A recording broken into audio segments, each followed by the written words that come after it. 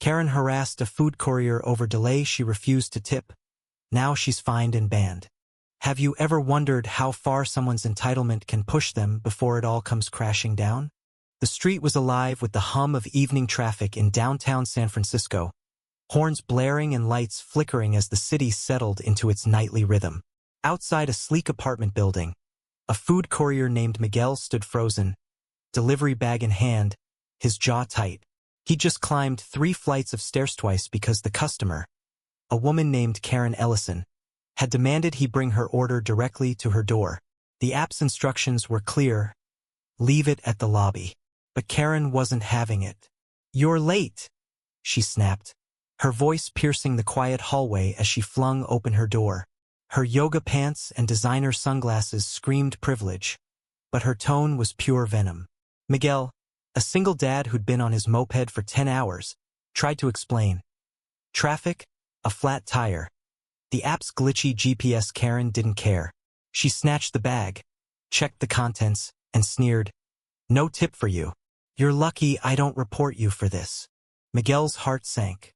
He'd seen this before: customers who treated him like a punching bag because their sushi wasn't delivered in record time. But something about Karen's smug dismissal lit a spark in him. He pulled out his phone, quietly recording as she launched into a tirade.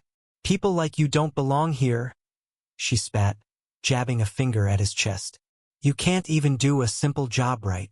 The word stung, but Miguel kept his cool, his camera capturing every syllable. He didn't know it yet, but that video would change everything. The truth unraveled faster than Karen could have imagined. Miguel posted the clip on Instagram, tagging the delivery app and a local activist group. By morning, it had gone viral, racking up thousands of shares. The comments were brutal. Classic Karen?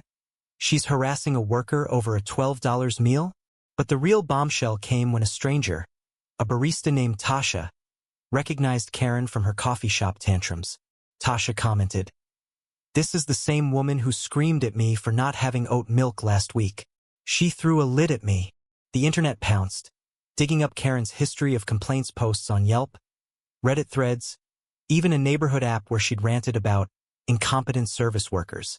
Each revelation painted a clearer picture. Karen wasn't just having a bad day. This was who she was. Then came the twist no one saw coming. A man named Coffer J, a community organizer who'd been passing by during the confrontation, had his own video.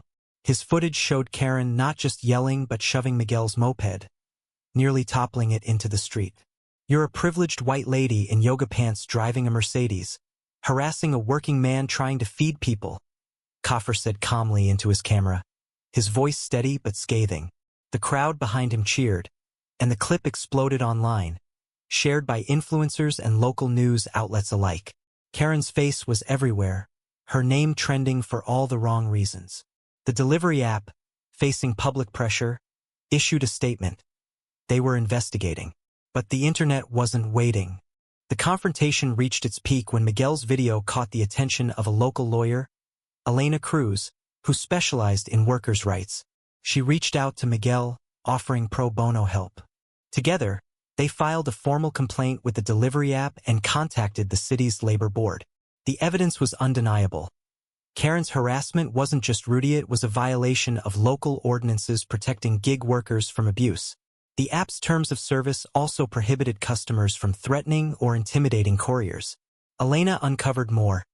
Karen had a history of reporting drivers for minor issues, costing several their jobs. This wasn't her first rodeo, but it would be her last. Karen's world crumbled faster than her moped-shoving tantrum. The delivery app banned her account, citing repeated violations of community standards. The news spread like wildfire, with posts on X celebrating the decision. "Karma's real," one user wrote. But the consequences didn't stop there. The city fined Karen $1,500 for workplace harassment, a penalty rarely enforced but fitting given the viral evidence. Her employer, a high-end real estate firm, caught wind of the scandal. By noon, Karen was called into HR. "Your behavior reflects poorly on our brand," her boss said, handing her a termination letter. The firm's social media was flooded with comments demanding accountability, and they couldn't afford the PR nightmare. Karen was out of a job. The fallout didn't end with her bank account.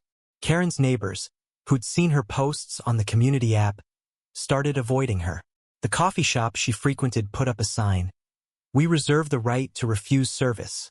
Even her yoga studio, where she'd once flaunted her wellness influencer status, quietly asked her not to return. The internet, relentless as ever, kept the story alive. Memes of Karen's rant complete with captions like, "When you order sushi but serve entitlement," flooded social media. One particularly savage post on X read, "Karen thought she could bully a courier and walk away. Now she's banned, fined, and unemployed. Play stupid games, win stupid prizes." In the end, Miguel didn't just get justice, he got a movement. Coffers organization launched a fundraiser for gig workers, using the viral moment to highlight their struggles. Donations poured in, enough to cover Miguel's lost tips for a year and fund a local campaign for better worker protections. At a press conference, Miguel spoke, his voice steady. "I'm not here to shame anyone. I just want respect for the work we do." The crowd applauded, and for a moment, the city felt a little kinder. Karen, meanwhile, was left to face the wreckage of her actions. Her attempts to delete her social media accounts were futile. The internet never forgets. This story isn't just about one woman's meltdown, it's about accountability, about standing up to entitlement, and about the power of community when it rallies for what's right. Miguel's resilience, Kaffer's courage, and Tasha's unexpected testimony turned a single act of cruelty into a catalyst for change. It's a reminder that no one is above consequence, no matter how untouchable they think they are. What do you think? Did Karen get what she deserved? Or was the public's response too harsh? Share your thoughts below.